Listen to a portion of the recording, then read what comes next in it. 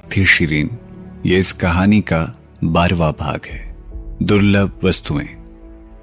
भूदेव सिंह ने विनम्रता से संत जी की ओर देखा और कोमल आवाज के साथ कहा, नीलामी जल्द ही शुरू होने वाली है, चलिए हम पहले कमरे में रुकते हैं, आइए। उन्होंने विषय बदल दिया और संत जी को दूसरी मंजिल के दूसरे कमरे में ले गए।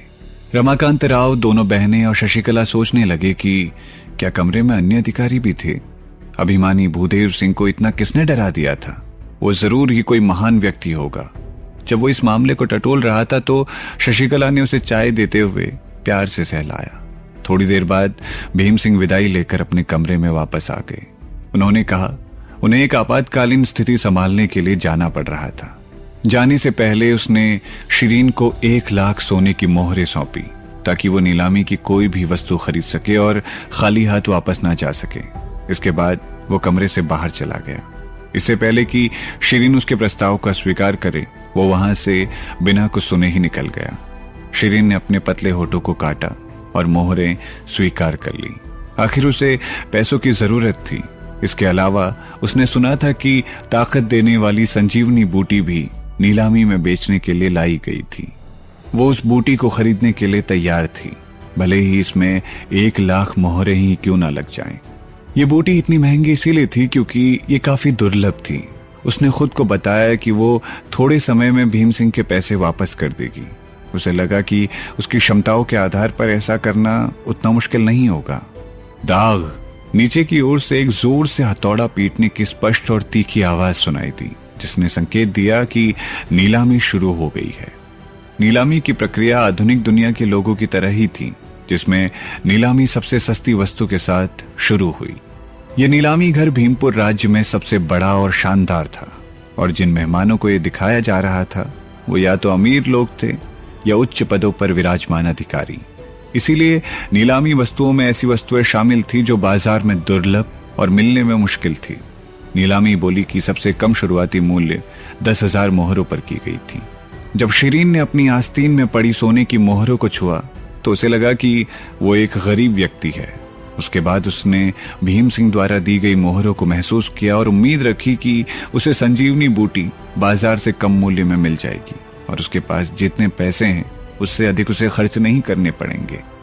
जब वो नीलामी लगभग 1/3 हिस्से तक पहुंच गई थी, तब तक शिरीन ने संजीवनी बूटी खरीदने की उम्मीद खो दी थी। संत जी व्यवहारिक रूप से उन सभी जड़ी बूटियों को खरीद रहे थे जिन्हें नीलाम किया जा रहा था।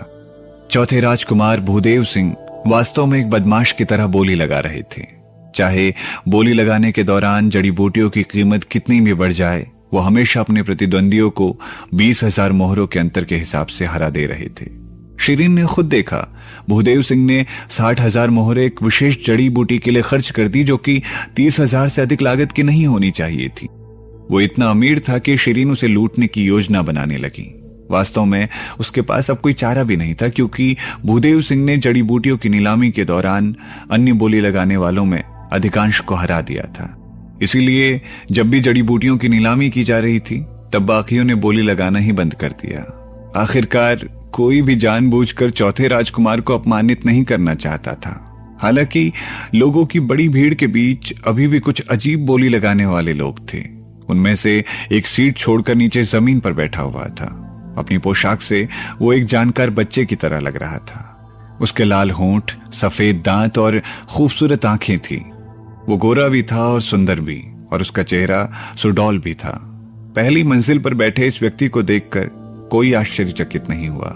हालांकि उन्हें एक असामान्य आदत थी। जब भी भूदेव सिंह बोली लगा रहे थे तो ये उनके बाद हर बार बोली लगा रहा था।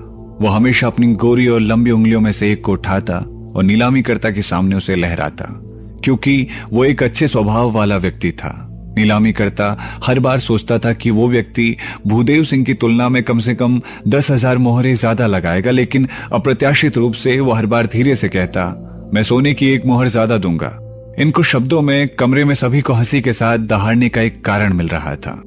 अब ये कुछ समय से हो रहा था। वो बच्चा भूदेव सिंह की बोली के ऊपर सोने की 1 मोहर लगा रहा था। ये चीज वहां मौजूद बाकी लोगों का भी गुस्सा भड़का रही थी। भूदेव सिंह को भी उस बच्चे से नफरत हो चुकी थी, क्योंकि वो उनकी हर बोली में बाधा डाल रहा था। इसी कारणवश भूदेव सिंह को हर जड़ी बूटी आवश्यक से अधिक कीमत पर खरीदनी पड़ी। एक वक्त ऐसा भी आया जब भूदेव सिंह को एक जड़ी बूटी खरीदने के लिए 1 लाख से अधिक सोने की मोहरें देनी पड़ी, वो भी ऐसी जड़ी बूटी के लिए जो आमतौर पर 40,000 सोने की मोहरों से खरीदी जा सकती थी। इसीलिए बच्चे ने जो किया उससे वो भीड़ का इकलौता शिकार बन गया था। जब शिरीन ने देखा कि जड़ी बूटियों की कीमतें आसमान छू रही हैं, तब उसने संजीवनी जड़ी बूटी को खरीदने की उम्मीद भी छोड़ दी थी।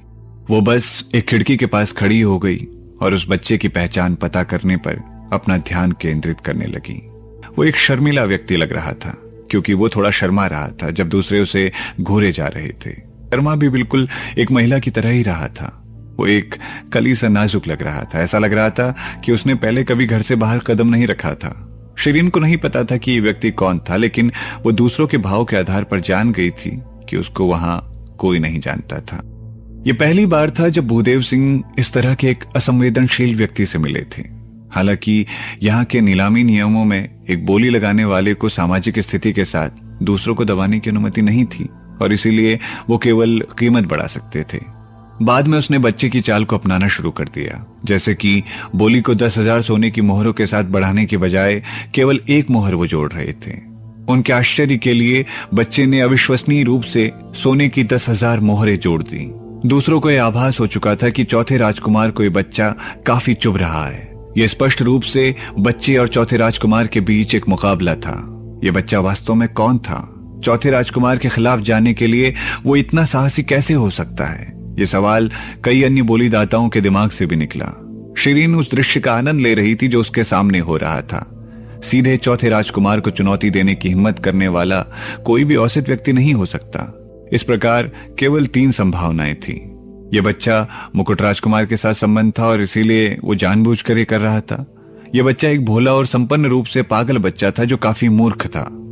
यह बच्चा एक काफी महान व्यक्ति था जो किसी से भी डरता नहीं था।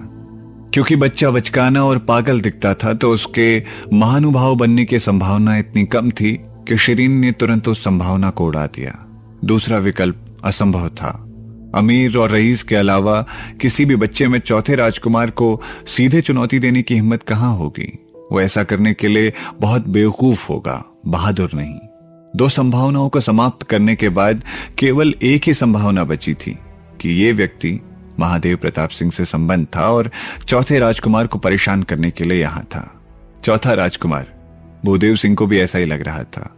भूदेव सिंह की बर्फ ठंडी आंखें कुछ समय के लिए महादेव प्रताप सिंह के कमरे की ओर गई। अचानक से शिरीन के दिमाग में एक विचार आया। नहीं, एक चौथी संभावना भी थी।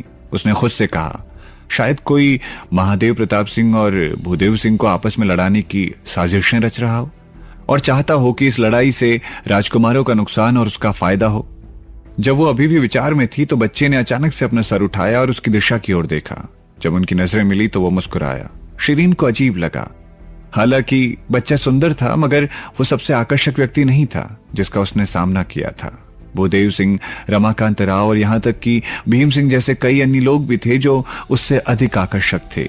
बहरहाल उसकी मुस्कान एक खिले हुए फूल की तरह महसूस हुई जो किसी भी व्यक्ति के दिल को हरा सकती थी।